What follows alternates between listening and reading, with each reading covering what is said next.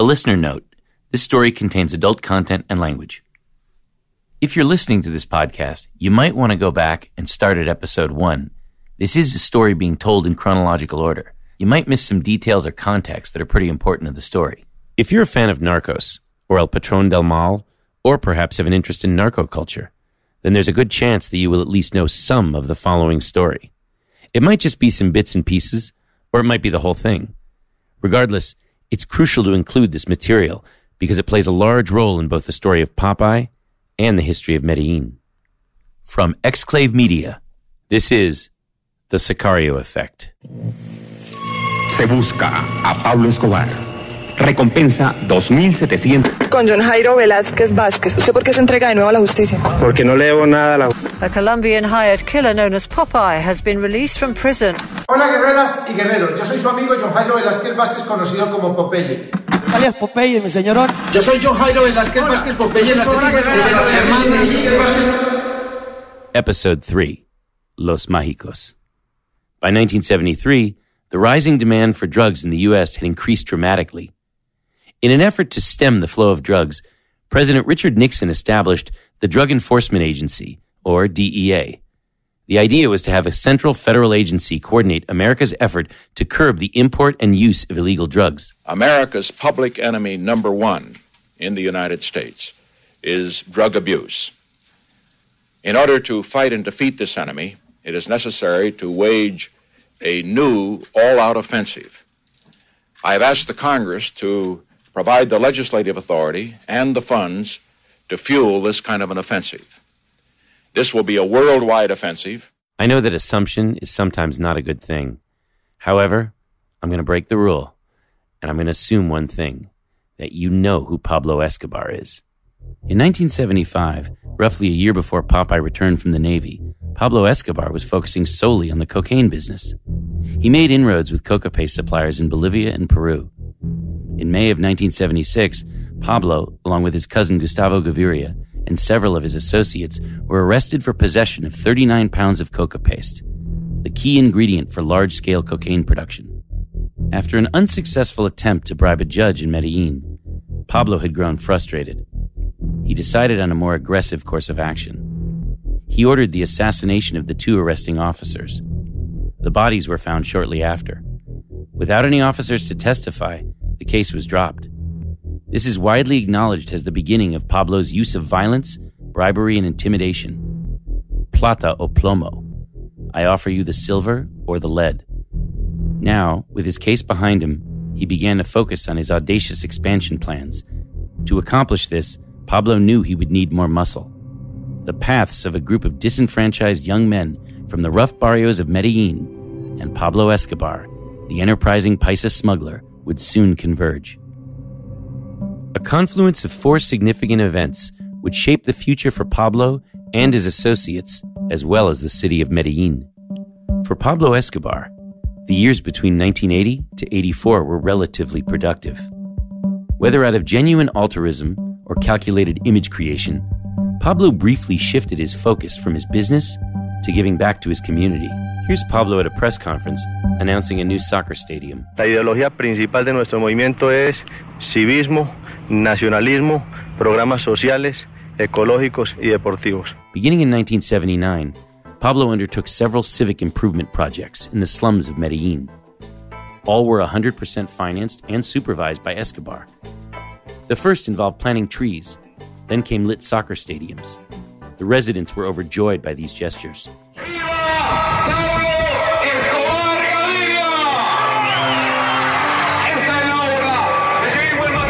Pablo developed a keen understanding of the optics of giving back to his community. In 1980, he embarked on the most ambitious and famous of all his civic projects, Medellin sin tugurios, Medellin without slums. In Medellin, the poor neighborhood of Moravia had been built around a dumping and waste site. Pablo had it bulldozed and built 1,000 homes for the scores of people living in the dump. It was called Barrio Pablo Escobar. To this day, it still exists, housing roughly 12,000 people in 2,800 homes. The newspapers called him the Paisa Robin Hood.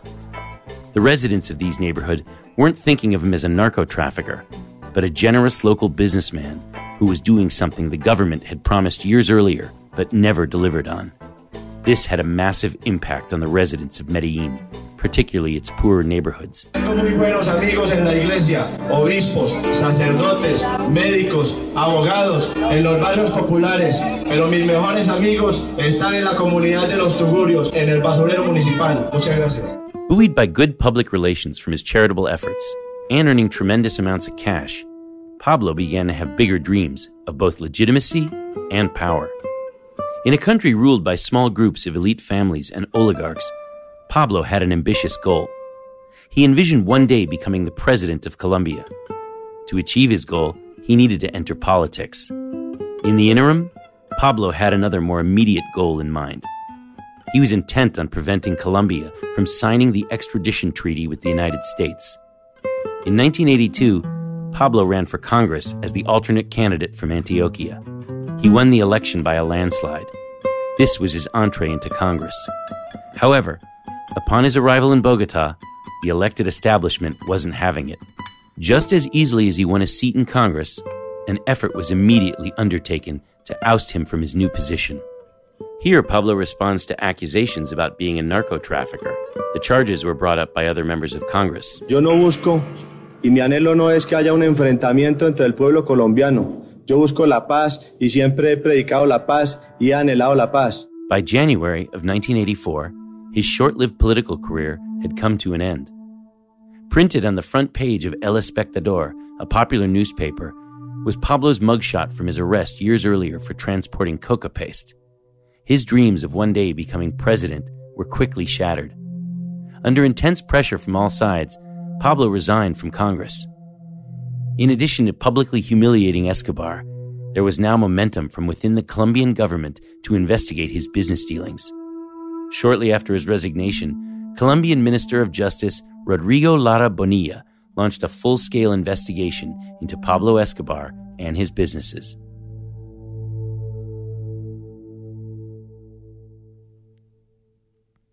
As I mentioned previously, there were 4 significant events that would shape the lives of both Pablo and Popeye. The first of the 4 events took place just a month and a half after Pablo's resignation from Congress on March 13, 1984. The investigation into Pablo's alleged drug smuggling received a boost from the DEA. Months earlier, 2 Colombian businessmen arrived in the U.S. They identified themselves as representatives of a chemical company. The men were hoping to purchase large industrial amounts of ether, a key ingredient used in the large-scale manufacture of cocaine. In reality, the men worked for Pablo Escobar. Unfortunately for Pablo, the men purchased ether from undercover DEA agents. Instead of arresting the businessmen, a small radio tracking device was placed in one of the barrels of ether. From the moment it left the factory, the DEA was able to monitor the shipment. Eventually, the barrel with the tracker made its way to one of the most remote jungles of Antioquia. The DEA shared this information with their Colombian counterparts. On March 10th, the Colombian army, accompanied by several agents of the DEA, conducted a large-scale raid in the jungle. It was the biggest bust anywhere, anytime. 13 tons of cocaine from the jungles of Colombia, worth $1.2 billion in the streets of the United States. The Drug Enforcement Agency in Washington called the operation mind-boggling. Reporting from Colombia, this is Claire. They discovered a massive cocaine processing plant, the largest ever built. It had 5 runways for airplanes. One of the runways was big enough to land a DC-8. The plant was called Tranquilandia. It was jointly owned by Pablo Escobar and Gonzalo Rodriguez Gacha, another major player in the narcotics game. The plant was ultimately destroyed in the raid by the Colombian army. But before its destruction, roughly 13.8 metric tons of cocaine were confiscated and later burned. The cocaine seized had an approximate street value of $1.3 billion. To put the scope of the bust in perspective, 13 metric tons of cocaine was equal to roughly 25% of all the cocaine used in the U.S. in 1985. Despite past successful raids on small processing plants, the traffickers always managed to keep pace with demand. The raid at Tranquilandia was different. It created a major problem for Pablo's supply chain. Unlike the first event, the second was a reaction. Angry over the loss of his product, and damaged supply chain, frustrated by the mounting pressure from the Colombian government's investigation, Pablo decided a new course of action was necessary. Escobar dispatched 2 teams of sicarios to Colombia's capital, Bogotá. On April 30th, 1984, while being driven in his limousine, a pair of gunmen on motorcycle, followed by another pair in a jeep, pulled up next to the minister's car, opened fire, and murdered the Minister of Justice. The assassination of Rodrigo Lara Bonilla marked a turning point in Pablo's life. The country was outraged. Worse yet, perhaps the most significant outcome after the killing of the Minister of Justice was the decision by the Colombian president to accept extradition requests from the United States, the one thing that Pablo feared. The third event occurred on February 7th, 1985, 1,000 miles away in the Mexican city of Guadalajara. An American man steps out of the U.S. consulate. He's on his way to meet his wife for lunch. Unbeknownst to him, across the street, sitting in an unmarked car, are 3 men. The man in the back is a corrupt Mexican policeman. He points out the American to the 2 men in the front seat. The men watch and wait until the American is turned onto the corner. They peel out and accelerate. The car drives onto the sidewalk, startling the American. Before he can react, 2 of the men are already outside of the vehicle. They grab the unsuspecting American, forcing him into the car at gunpoint. He's driven to a ranch and tied up in a barn. Using unspeakable barbaric methods, the men proceed to torture him for the next 30 hours. His captors use drugs to keep him conscious. He dies a slow and painful death. The man behind the abduction was the boss of the Guadalajara cartel, Miguel Angel Felix Gallardo. The victim was DEA agent Enrique Kiki Camarena, a former Marine and 10-year vet of the DEA. The abduction, torture, and killing of Camarena would become a milestone in the U.S. war on drugs. His death resulted in one of the largest homicide investigations ever undertaken by a U.S. law enforcement agency. The investigation uncovered corruption rooted deep within all strata of Mexican law enforcement and government agencies. The killing had a profound impact on President Ronald Reagan. He now saw the drug war in a different light. For Reagan, it was an affront to American values, and a war the U.S. would need to win. He also knew the drug war wouldn't be localized to Mexico. He was well aware Colombia had become the biggest supplier of narcotics to the United States. This was a call to action. And despite having absolutely nothing to do with Camarena's death, Pablo Escobar and all of his associates were about to feel the long arm of the U.S. government. On February 7, 1985, Special Agent Camarena was kidnapped by the traffickers. He was tortured and beaten to death. Today, it gives me great pleasure to sign legislation that reflects the total commitment of the American people and their government to fight the evil of drugs. The fourth and final of these milestones would come months later in November. Before his death, Rodrigo Lara's investigation had been successful in obtaining compelling and demonstrative evidence against Escobar and his entire organization. It included payment ledgers, payoff lists, airplane purchases, and numbered accounts. The whole infrastructure. It was enough to put Pablo away for 10 lifetimes. All of the evidence was securely housed in Bogotá at the Palacio de Justicia, or Palace of Justice. Despite the death of Rodrigo Lara, the Ministry of Justice was still determined to bring their case against Pablo. Nobody could have predicted what would come next. On November 6, 1985, a Marxist militant group called M19 stormed the Palace of Justice, seizing the building and taking hostage a number of Supreme Court judges. The entire country watched in horror as the whole affair was played out on live television. El presidente de la República dé finalmente la orden de que cese el fuego. After a tense 2-day standoff, the president ordered the army to move in and retake the building. Shortly after the Colombian army commenced their operation, smoke could be seen coming from the windows on several floors. The root cause of these fires was difficult to determine, given the number of explosives and firepower used by the government forces. Conveniently for Pablo Escobar, the fire destroyed all the evidence the government had obtained against him. It was a devastating blow for the case against Pablo. In the aftermath, over 100 people were killed, including 12 Supreme Court judges. In the ensuing investigation, a link between the militant group M19 and Pablo Escobar had emerged. To this day, there is much speculation about his involvement. However, whether by manipulation or simply bad luck, the Colombian government, now thoroughly embarrassed, would become even more strident in their pursuit of Escobar. The high-ranking command of Colombia's armed forces were even more dead set on capturing him.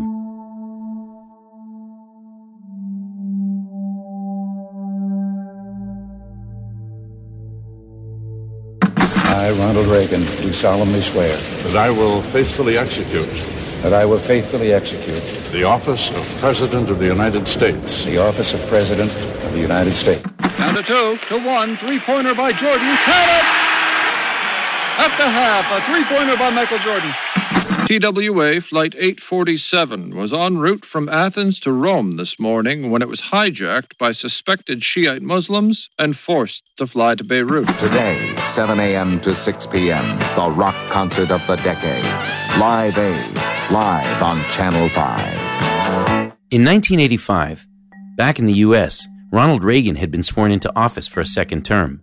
Michael Jordan was NBA Rookie of the Year. Whitney Houston released her debut album.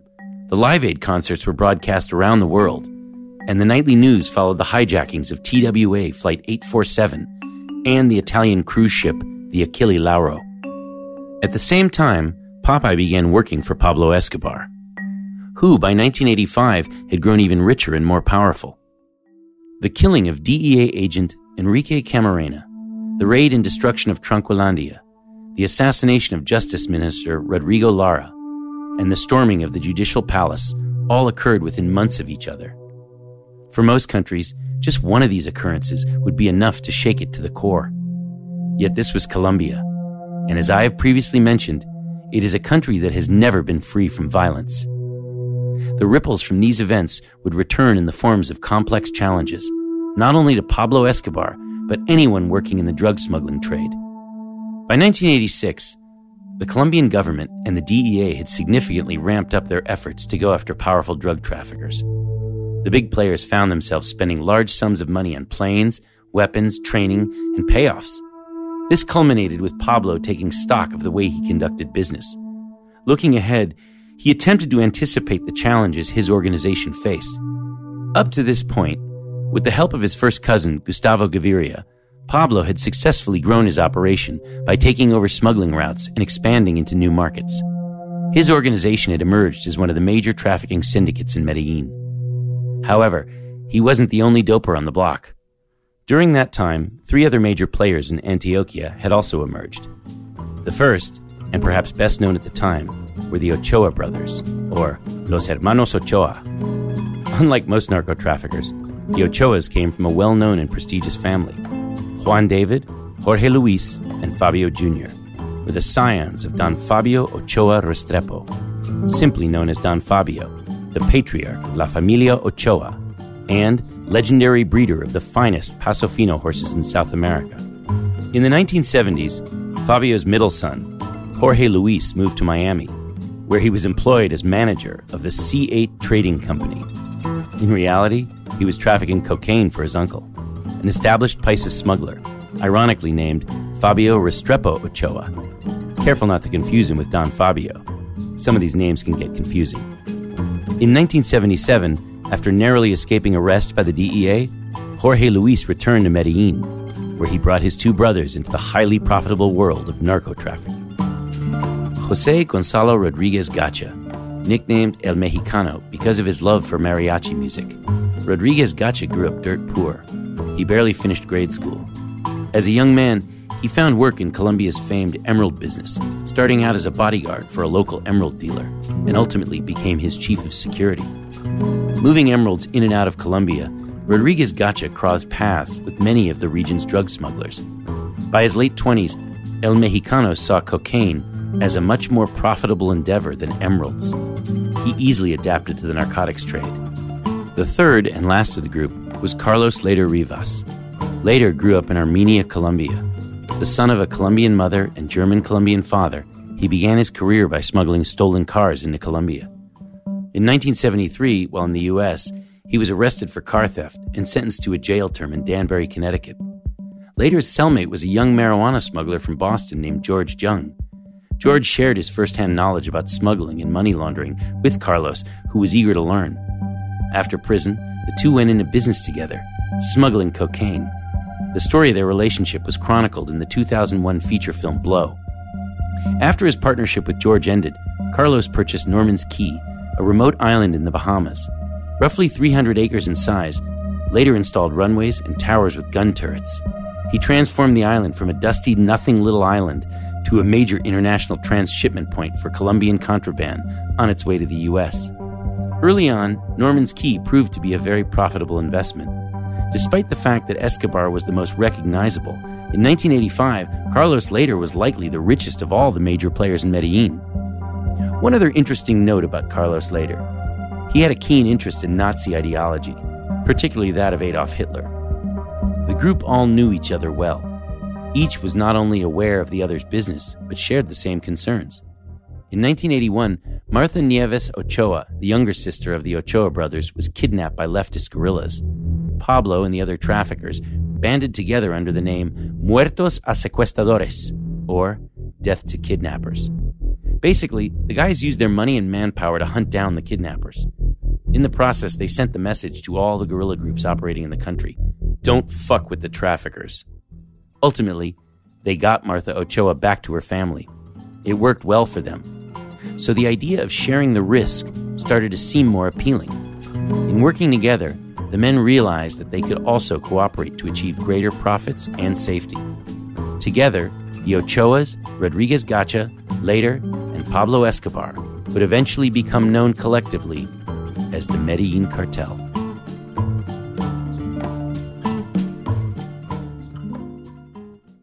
In 1988, Pablo Escobar and the Medellin Cartel found themselves facing intense challenges on two different fronts. A war was started with the rival Cali Cartel, beginning with a car bomb explosion outside Escobar's home, the Monaco Towers, injuring his young daughter. Despite troubles with the Cali Cartel, that same month, Pablo initiated a terror campaign against the Colombian government, beginning with the kidnapping of Andres Pastrana, a leading mayoral candidate in Bogota, and the assassination of Carlos Mauro Hoyos, the Inspector General of Colombia. Popeye was personally responsible for both acts. I feel it's important to point something out. The campaign of terror was fought for one reason: to eliminate any possibility of extradition in the future or any statute that might have existed in the past. In other words, if extradition was removed from the Constitution, the government of Colombia couldn't consider or recognize any past requests of extradition previously issued. Their objective was to guarantee that any member of the cartel couldn't be removed from Colombian soil. Any justice or punishment they faced would be in Colombia and nowhere else.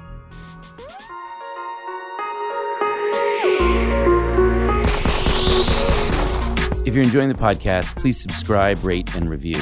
Seriously, it helps. I hate bothering everybody for this, but I gotta do it.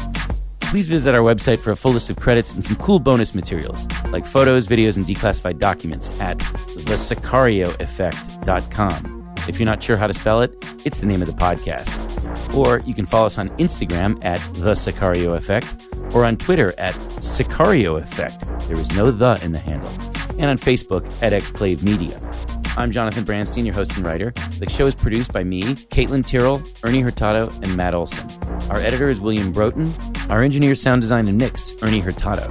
Co-producer, Esteban Orozco. Music composed by Preston Nowakowski. Artwork, Juan Felipe Orozco. Additional music is composed by William Broughton. Interview translator, Alejandro Caseño. Additional translation, Juliet Restrepo, Christina Madrid. Production support was provided by Daniel Urria. Special thanks to Laura Kate Jones, Mauricio Builes, Alejandro Burgess, Alejandro Doring, Alexandra Doring, Tim Fufus, Tom Freston, Ross Bernard, Kelvin Wells II, Saad Mohseni, Yoshi Obayashi, Jeff Frankel, Stephen Molina, and the fabulous Los Hermanos Orozco. Additional thanks to the Museo Casa de la Memoria in Medellin, the Ronald Reagan Presidential Library, the George Bush Presidential Library and Museum, Michael Pinckney, Mary Finch, Iafit Medellin, Luisa Garces. Also, please visit the Narco Tour Project at narcotour.co. That's narcotour.co. This podcast is dedicated to the memory of Guillermo Cano, Anthony Bourdain, and Larry Bresner.